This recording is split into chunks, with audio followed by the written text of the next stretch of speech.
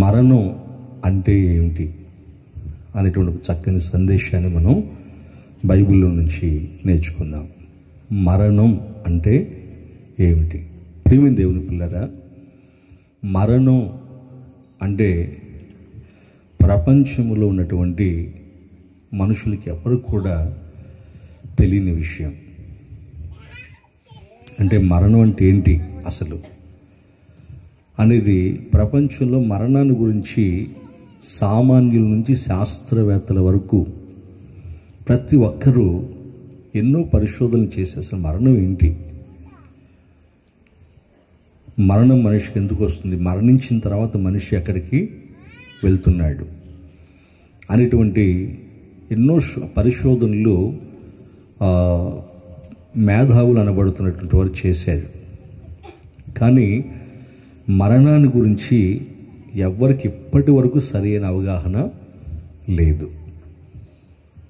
మరణాన్ని గురించి ఇప్పటి వరకు సరి అయిన అవగాహన ఎవరికి లేదు. మరణాన్ని గురించి రకరకాలుగా మనుషులు మాట్లాడతారు. దేవుడు కూడా ప్రసంగి గ్రంథంలో ఏమి రాయించాడో చదవండి. మనుషుల గురించి 10వ అధ్యాయము 14వ వాక్యంలో ఆయన ఏమి రాయించాడో చదవండి. కలుగబోవునది ఏదో మనుషులు ఎరుగక ఉండినను బుద్ధిహీనులు విస్తారంగా మాట్లాడతారు. నరుడు చనిపోయిన తర్వాత ఏమి జరుగుతుందో ఎవరు తెలియచేస్తారు అంటున్నాడు. చూసారా, నరుడు చనిపోయిన తర్వాత ఏమి జరుగుతుందో ఎవరికి తెలియదట. ప్రియమైన దేవుని పిల్లరా, అంటే మనిషికి మరణం తర్వాత ఏం జరుగుతుందో మనిషికి తెలియక, ఎందుకంటే మనలో ఉన్నటువంటి ఆత్మ అప్పటి వరకు మనలో ఉండి మన శరీరాన్ని విడిచిపెడుతుంది కదండి. ఆ విడిచిపెట్టిన తర్వాత ఆత్మ ఎటు వెళ్తుందో ఎవరికి తెలియక రకరకాలుగా మాట్లాడుతున్నారు.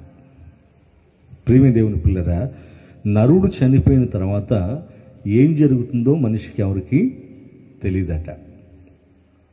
ఇంతకీ మరణం అంటే ఏంటి అంటే, మరణం అంటే ఎడబాటు. ఏంటి? ఎడబాటు.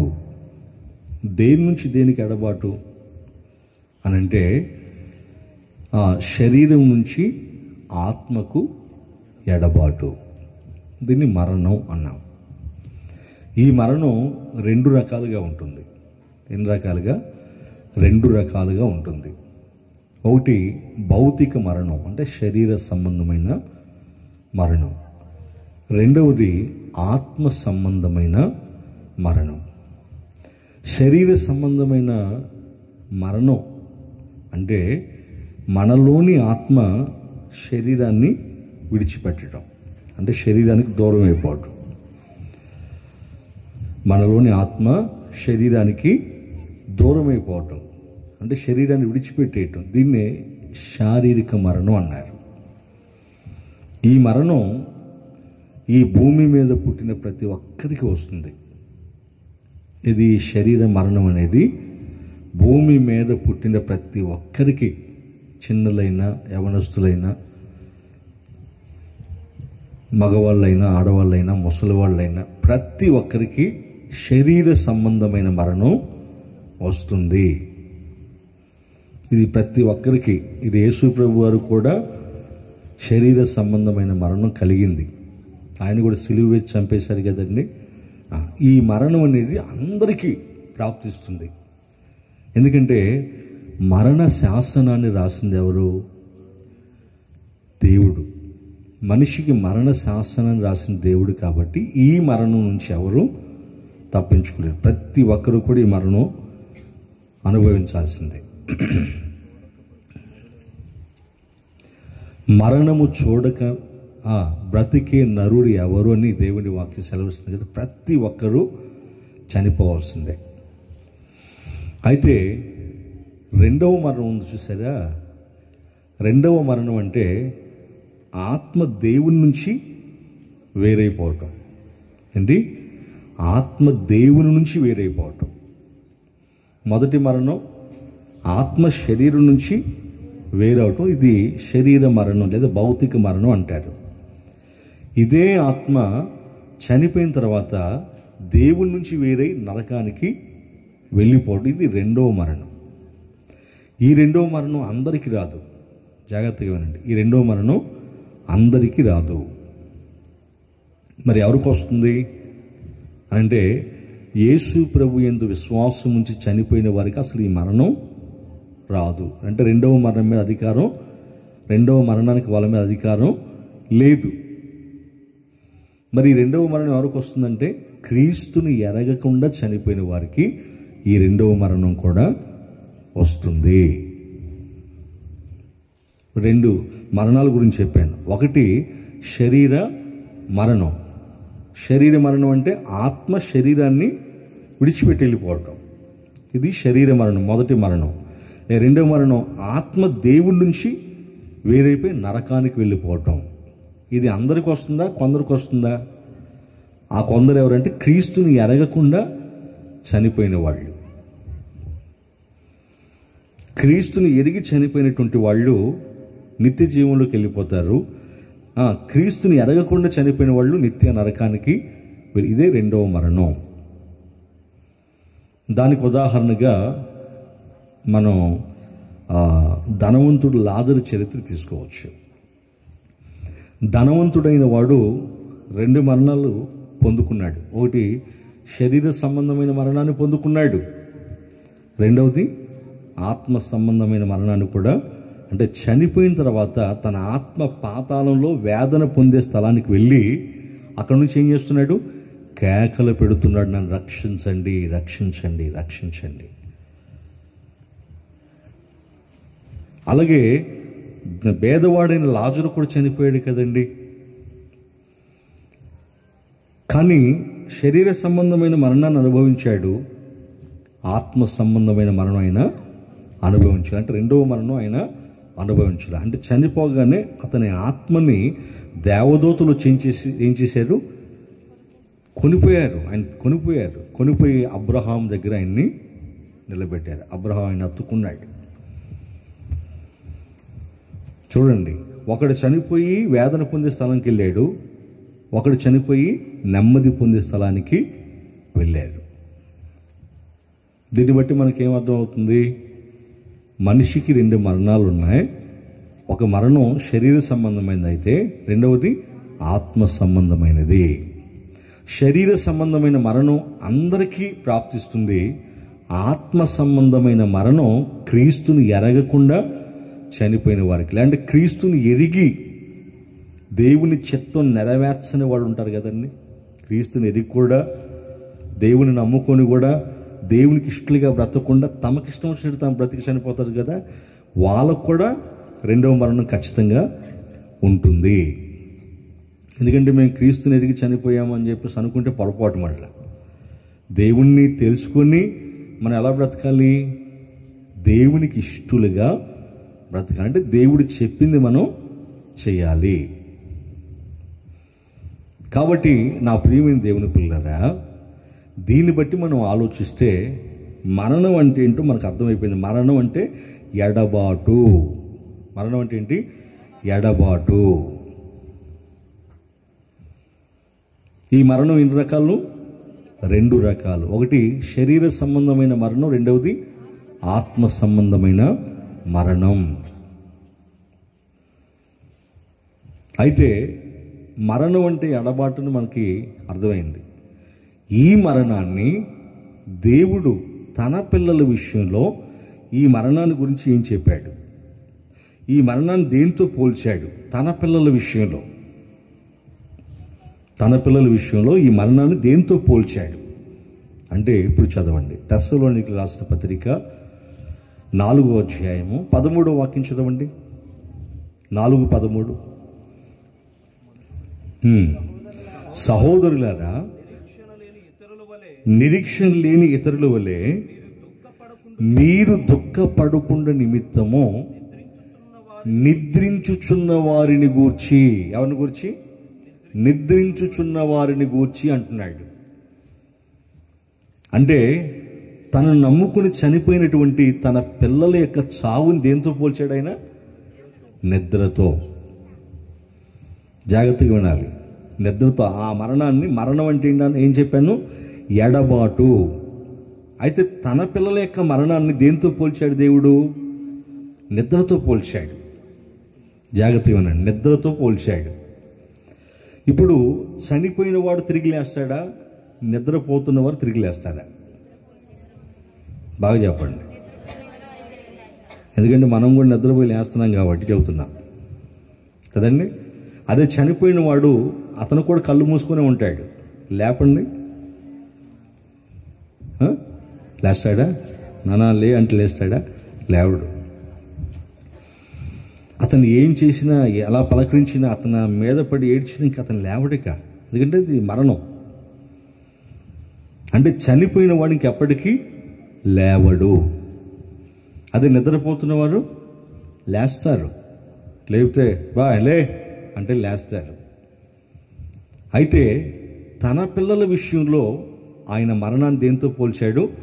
నిద్రతో పోల్చాడు. దేవునికి స్తోత్ర. హల్లెలూయా.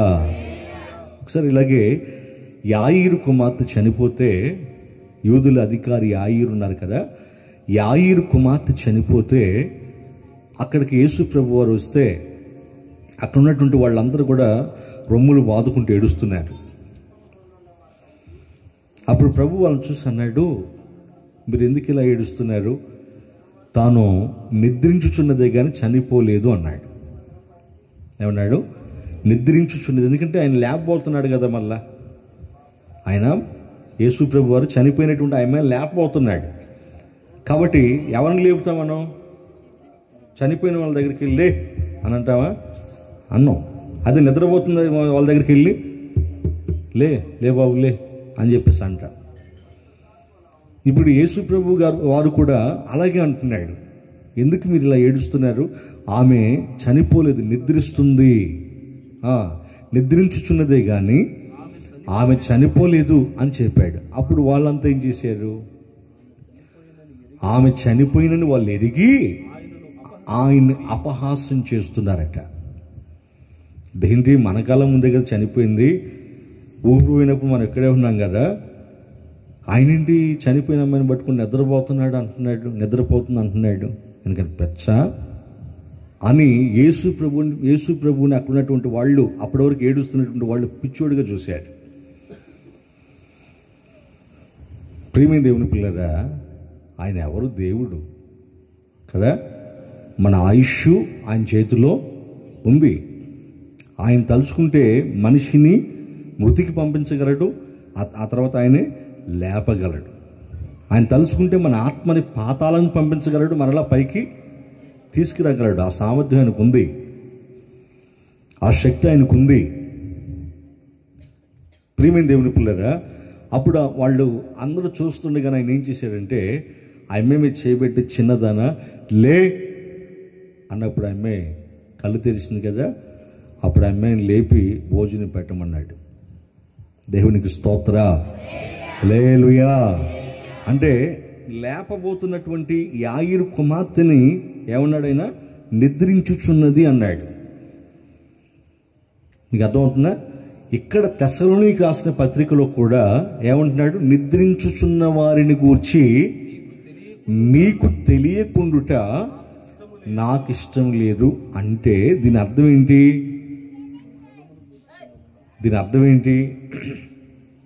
ప్రియమైన దేవుని పిల్లరా, తన పిల్లలు నిద్రిస్తున్నారని చెప్తున్నాడు దేవుడు. అంటే తనను నమ్ముకొని చనిపోయినటువంటి వాళ్ళు, తనకిష్టులుగా బ్రతికి చనిపోయిన వారి యొక్క మరణాన్ని దేంతో పోల్చాడు? నిద్రతో పోల్చాడు. నిద్రతో పోల్చాడంటే ఆయన ఏదో ఒక రోజు మనల్ని లేపబోతున్నాడు అనమాట. ఆ రోజు ఏది అంటే ప్రభు యొక్క రెండవ రాకడా. ఎప్పుడు? రెండవ రాకడా. ఇప్పుడు కింద చదువుదాం. యేసు మృతి పొంది తిరిగి లేచినని మనము నమ్మిన యెడల, మన ప్రభు అయిన యేసుక్రీస్తు వారు చనిపోయి తిరిగి మరలా లేచాడా? చెప్పండి, మీరందరూ నమ్ముతున్నారా? చెప్పండి. ఈ నమ్మకం మనలో ఉండి మనం కూడా చనిపోయామనుకోండి, ఆయన ఎలా చనిపోయి తిరిగి మృతుల్లోంచి లేచాడో అదే ప్రకారంగా యేసునందు నిద్రించిన వారిని, చూసారు మళ్ళా నిద్ర అంటున్నాడు, యేసునందు నిద్రించిన వారిని దేవుడు ఆయనతో కూడా వెంటబెట్టుకుని వస్తాడు. దేవుడు ఆయనతో కూడా ఏం చేస్తాడట? వెంటబెట్టుకుని వస్తాడట. ఎవరిని? పరిశుద్ధుల ఆత్మలు, నిద్రించినటువంటి వారి ఆత్మల్ని వెంటబెట్టుకుని వస్తాడట. చూసారా ప్రియమైన దేవుని పిల్లరా, ఎందుకు వెంటబెట్టుకుని వస్తాడు? ఎందుకు వెంటబెట్టుకుని వస్తాడు? పరిశుద్ధుల ఆత్మల్ని, అంటే పరదేశంలో ఉన్నటువంటి పరిశుద్ధుల ఆత్మల్ని ఎందుకు వెంటబెట్టుకుని వస్తాడు అంటే, ఆ ఆత్మలకి మహిమ వస్త్రాన్ని ధరింపచేసి ఇక డైరెక్ట్గా ఎక్కడికి తీసుకెళ్ళిపోతాడు? పరలోకానికి. గట్టిగా చప్పట్లు కొట్టండి, గట్టిగా అందరూ మంచిగా కొట్టాలి. దేవునికి స్తోత్రం చెబుదా. హల్లెలూయా. వారి ఆత్మలను ఎందుకు తీసుకొస్తున్నాడు మళ్ళా భూమి మీదకి? మధ్యాకాశం అంటారు కదా, మధ్యాకాశం అంటే భూమి. మరలా ఈ భూమి మీదకి ఎందుకు తీసుకొస్తున్నాడు? దానియేలు గ్రంథం 12వ అధ్యాయము చదవండి, 2వ వాక్యం చదవండి. దానియేలు 12, 2వ వాక్యం. మరియు సమాధులలో నిద్రించు అనేకులు మేలుకొనిదరు. చూసారా, సమాధుల్లో నిద్రించి, ఇక్కడ కూడా ఏమంటున్నారు? దేంతో పోల్చాడు ఇక్కడ? సమాధుల్లో నిద్రించు అనేకులు మేలుకొనిదరు. కొందరు నిత్య జీవాన్ని అనుభవించడానికి, కొందరు నిందల పాలగుటకు, నిత్యముగా హేయులగుటకును మేలుకొనిదరు. చాలు. కొందరు నిత్య జీవాన్ని పొందడానికి లేపబడతారట, కొందరు నిందల పాలవటానికి లేపబడతారట. ఇంకా కొరింథీయులకు రాసినటువంటి 2వ పత్రిక 5వ అధ్యాయము 1వ వాక్యం దగ్గర నుంచి చదవండి. 1వ వాక్యం దగ్గర నుంచి. భూమి మీద మన గుడారమైన ఈ నివాసం, భూమి మీద మన గుడారమైన ఈ నివాసం. గుడారం అంటే ఈ శరీరం, ఇప్పుడు మనం ధరించుకున్న ఈ శరీరం గుడారంతో పోల్చాడు. భూమి మీద మన గుడారమైన ఈ నివాసము అంటే ఆత్మ ఇప్పుడు ప్రస్తుతం ఎక్కడుంది? మన ఆత్మ ఇప్పుడు ఎక్కడుంది ప్రస్తుతం? మన శరీరం అనే గుడారంలో ఉంది. ఏ గుడారంలో? ఇప్పుడు మనలో ఆత్మ ఎక్కడుంది? మన శరీరం అనే గుడారంలో ఉంది. గుడారం అంటే నివాసం కదండి. శిథిలమైపోయినను, ఇప్పుడు ఈ గుడారం శిథిలమైపోతుంది. ఎప్పుడు శిథిలమైపోతుంది? చనిపోయినప్పుడు. చూడండి, ఈ గుడారం ఎప్పుడు శిథిలమైపోతుంది? చనిపోయినప్పుడు. అంటే ఈ శరీరం పాడైపోయి మట్టిలో కలిసిపోతుంది కదండి, అవునా కదా? చేతి పని కాక దేవుని చేత కట్టబడినదియు నిత్య జీవమైనదియును నివాసము పరలోకము నుండి మనకున్నదని ఎరుగుదము. ఎక్కడుందంట మనకి? నిత్య జీవాన్ని కలిగించే ఆ నివాసం ఎక్కడుందట? పరలోకంలో. ఎవరి చేత కట్టబడుతుంది అది? ఎవరి చేత తయారు చేయబడింది? అదే మహిమ వస్త్రము. ఏ వస్త్రం అది? మహిమ వస్త్రము.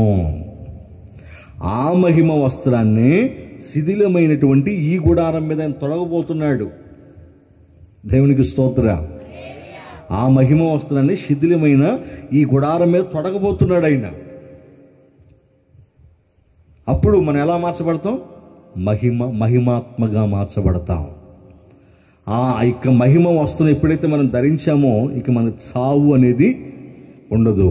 విజయమందు మరణం మింగివేయబడుతుంది. ఆమేన్. హల్లెలూయా, హల్లెలూయా. అప్పటి నుంచి చావు అనేది మనకి ఉండదు. ఇక ఆ మహిమ వస్త్రాన్ని తొడగటానికే దేవుడు ఏం చేస్తున్నాడు? వేవేల పరిశుద్ధులతో భూమి మీదకి దిగి రాబోతున్నాడు.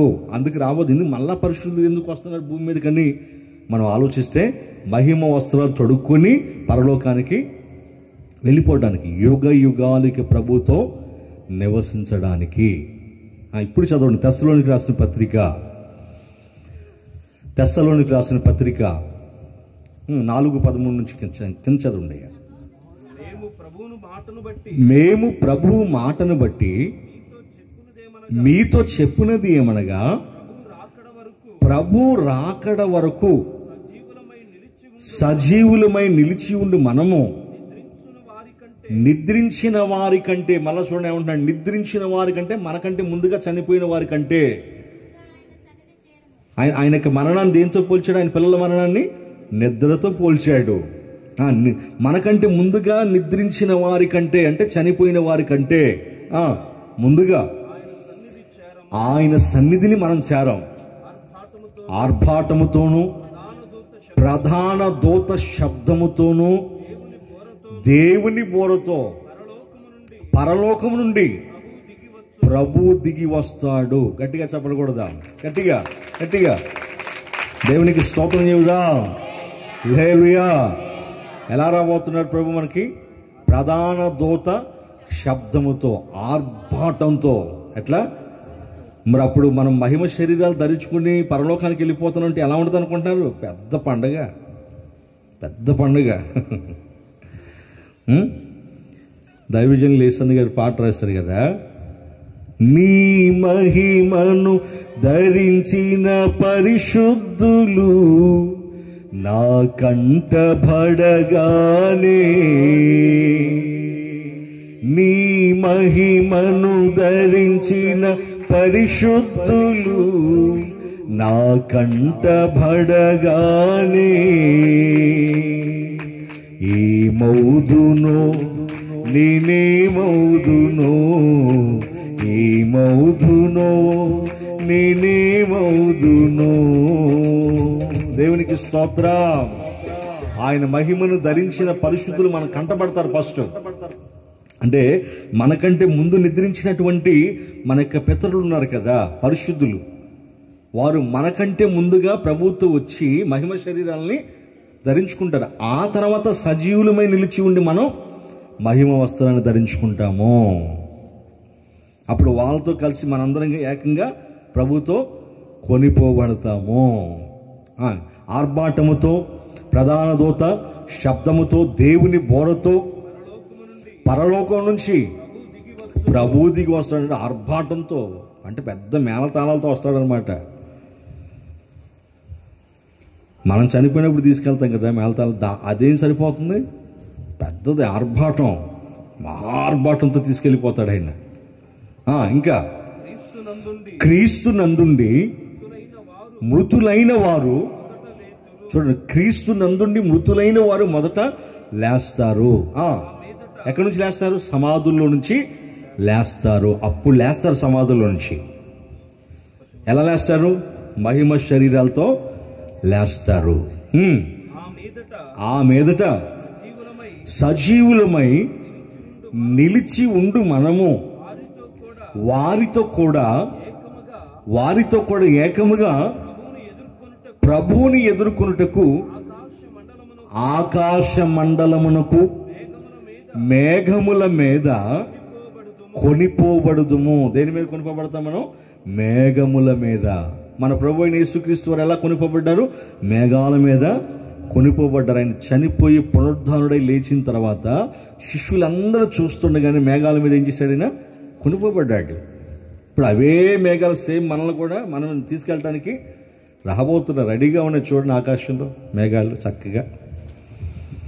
ఆ మేఘాల మీద మనం కొనిపోబడతాం. కాగా మనము సదాకాలము, సగం కాలమా సదాకాలమా? సగం కాలం ఉండేది ఎక్కడ? భలే చెప్పారు. సగం కాలం ఎక్కడ? అవునా కదా? సగం కాలమే భూమి మీద ఉంటాం మనం. సదాకాలం ఎక్కడ ఉంటాం? ప్రభుతో కూడా ఉందుము. దేవునికి స్తోత్ర. హల్లెలూయా. సదాకాలం ఎక్కడ ఉంటాం? ప్రభుతో. అంటే యుగ యుగాలు మనం ప్రభుతో ఉంటాం. చూశారు ప్రియమైన దేవుని పిల్లరా? అంటే ఎంత బ్రతుకున్నా భూమి మీద మనం సగం కాలమే ఉండేది, ఎక్కువ కాలం మనం ఉన్నాం. అప్పుడప్పుడు మీరు కూడా అంటారుగా, ఎవరైనా తప్పు చేసా ఆడు ఎక్కువ కాలం బతకలే, ఎక్కువ కాలం మధ్యలోనే పోతాడు అంటారు కదా. అట్లా సదాకాలం మనం ఎవరం భూమి మీద బ్రతకము, సగం కాలమే భూమి మీద ఉంటాం. ప్రియమైన దేవుని పిల్లలు, సదాకాలం మనం ప్రభుతో ఉంటాము. చూసారా? దీన్ని బట్టి మనకి ఏమర్థం అవుతుంది అని అంటే, భూమి మీద ఉండగానే మనం ఎవరు నమ్ముకోవాలి? ప్రభు అయిన యేసుక్రీస్తు మన కోసం ప్రాణం పెట్టి, మన పాపాల కోసం, శాపాల కోసం మన కోసం ప్రాణం పెట్టి ఆయన రక్తాన్ని చిందించినటువంటి ప్రభు అయిన యేసుక్రీస్తు యందు విశ్వాసం ఉంచి ఏం చేయాలి? మనం ఆయనకి ఇష్టంగా మనం బ్రతకాలి. మనకిష్టం వచ్చినట్టు కాదు, ఆయనకి ఇష్టం వచ్చినట్టుగా మనం బ్రతకాలి. తనకిష్టం వచ్చినట్టు బ్రతికినటువంటి ధనవంతుడిని ఏం చేశాడు? దేవుడు నరకానికి పంపించేశాడు. అది దేవునికి ఇష్టడిగా బ్రతికినటువంటి లాజర్ని ఏం చేశాడు? పరదేశికి పంపించాడు. అవును కదా? అంటే మనం పరలోకం చేరాలంటే భూమి మీద ఉండగా ఏం చేయాలి? ప్రభు అయిన యేసుక్రీస్తు వారిని మన సొంత రక్షకునిగా అంగీకరించండి. మారు మనసు పొంది రక్షణ పొందుకొని మన బ్రతుకు దినాలన్నీ కూడా ఎలా బ్రతకాలి? దేవునికి ఇష్టంగా బ్రతకాలి, దేవుడు కోరుకున్నట్లుగా బ్రతకాలి. అంటే ఏం చేయాలి?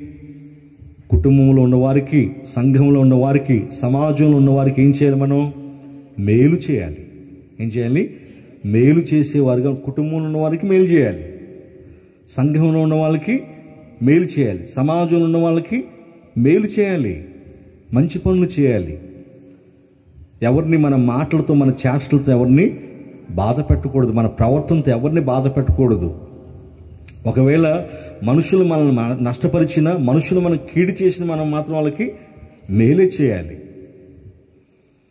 అలా బ్రతకాలి. అంటే దేవునికి ఇష్టలుగా, అంటే దేవుని సంతోషపెట్టేవారుగా ఉండాలి, ఇటు మనుషుల్ని సంతోషపెట్టేవారుగా ఉండాలి. అలా దేవుడు కోరుకున్నట్లుగా మనం బ్రతకగలిగితే ఖచ్చితంగా దేవుడు మనకి పరలోకాన్ని ఇస్తాడు. ఎందుకంటే వారి వారి క్రియల చొప్పున వారికి తీరుస్తాడు కదండి. ఆయన జీతాన్ని ఇస్తాడు కదా. అంటే మన క్రియలు మంచివైతే మనం పరలోకం వెళ్తాం, క్రియలు చెడ్డమైతే నరకానికి పంపించేస్తాడు. దీన్ని బట్టి భూమి మీద ఉండగా మనం కాపాడుకోవాల్సింది దేన్ని చెప్పండి?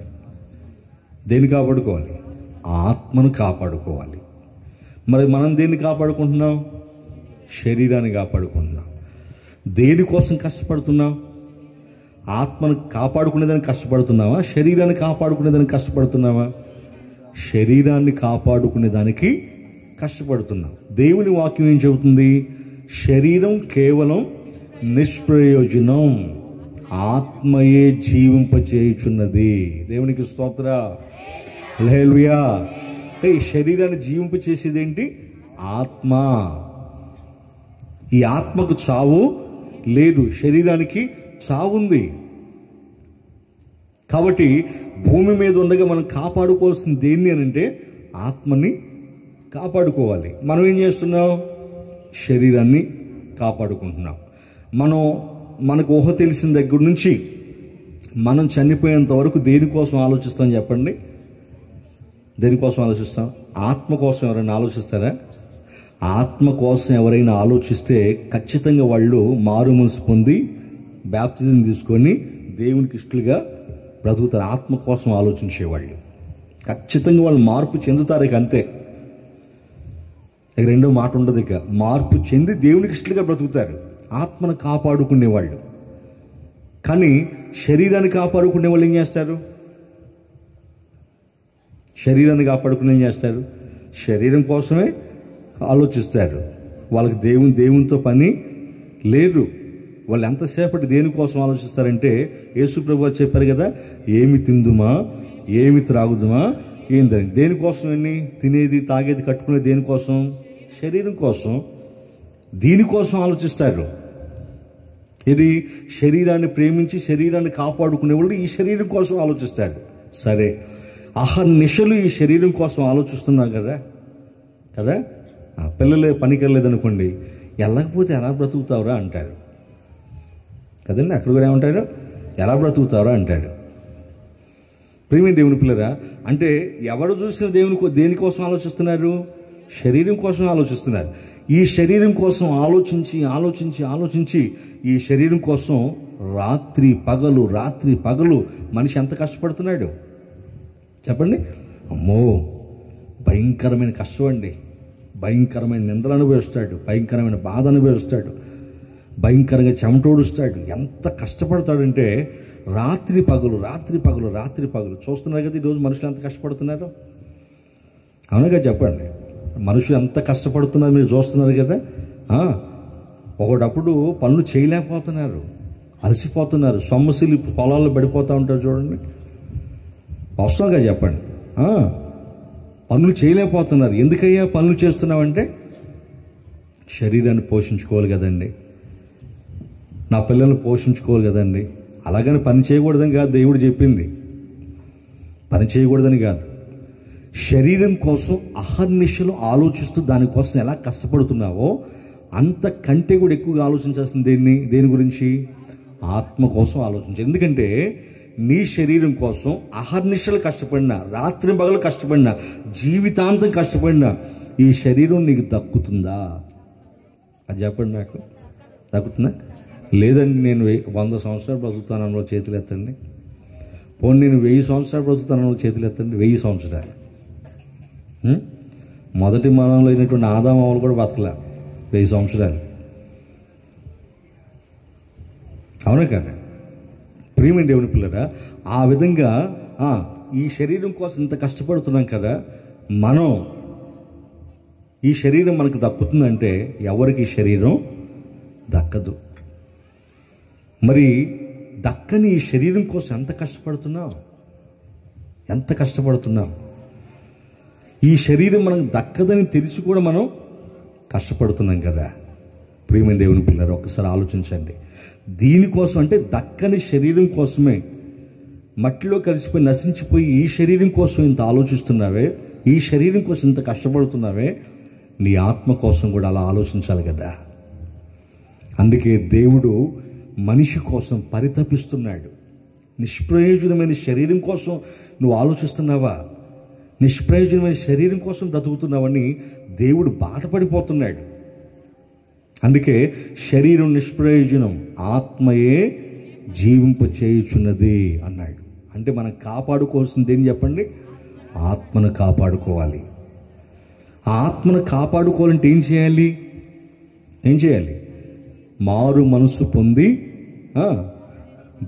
పాప క్షమాపణ నిమిత్తం బ్యాప్తిజము తీసుకుని బ్రతుకు దినాలండి దేవునికి ఇష్టలుగా బ్రతకాలి. దేవునికి ఇష్టలుగా బ్రతకాలంటే ఏం చేయాలి? దేవునికి ఇష్టమైన పనులు చేయాలి, ఆయన చెప్పింది చేయాలి.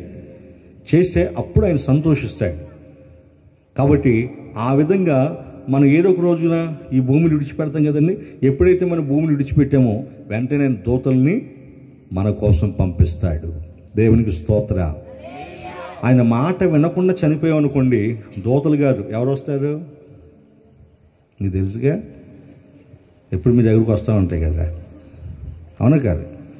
ఒక ఆమె గుగ్గిలు పెడుతుందంట, దెయ్యం వచ్చి గుగ్గిలు. అట్లా మరి దేవుని దూరం అయిపోతే మరి దయ్యాలే వస్తాయి కదండి. అవునా కాదు? దేవదూతలు రావాలి మనం చనిపోతే. అంటే దేవునికి మహిమకరంగా, సంఘానికి ఆశీర్వాదకరంగా మన చావు ఉండాలి. అంటే ఒక మంచి సాక్ష్యాన్ని కుటుంబంలో సంపాదించుకోవాలి, సంఘంలో సంపాదించుకోవాలి, సమాజంలో కూడా సాక్ష్యాన్ని సంపాదించుకోవాలి. ఒక మనిషి చనిపోతే అయ్యో మంచోడు చనిపోయాడే అని బాధ కలగాలి మనకి. అవునా కదా? వాడు ఓటమే మంచిది అనుకోకూడదు, ఇటువంటి వాడు ఉండే కంటే లేకపోవటమే మంచిది. ఇప్పుడు వచ్చింది ఆ కుటుంబానికి విడుదల అంటారు కొంతమంది. అవునా కదా? కాబట్టి నా ప్రియ సహోదరి సహోదరులారా, మనం బ్రతుకు దినాలన్నీ కాపాడుకోవాల్సింది దేన్ని అని అంటే శరీరాన్ని కాదు, ఆత్మని. శరీరాన్ని ఎలా కాపాడుకున్నామో అంతకు మించి మన ఆత్మని కాపాడు. ఎందుకంటే శరీరానికి చావు ఉంది, ఆత్మకి చావు లేదు. కాబట్టి కాపాడుకోవాల్సింది ఆత్మని. శ్రద్ధ పెట్టాల్సింది, దృష్టి పెట్టాల్సింది మన ఆత్మ మీద. ఈ ఆత్మ కాపాడబడాలంటే ఏం చేయాలి? మనం మారు మనసు పొంది పాప క్షమాపణ నిమిత్తం బ్యాప్తిజం తీసుకుని దేవునికి ఇష్టలుగా బ్రతకండి. క్రీస్తుని ఎరిగి మనం చనిపోవాలి. అది మంచి చావు అంటే. మంచి చావు అంటే ఏది? అది అర్థమవుతుందా? మన దృష్టిలో మంచి చావు ఏది?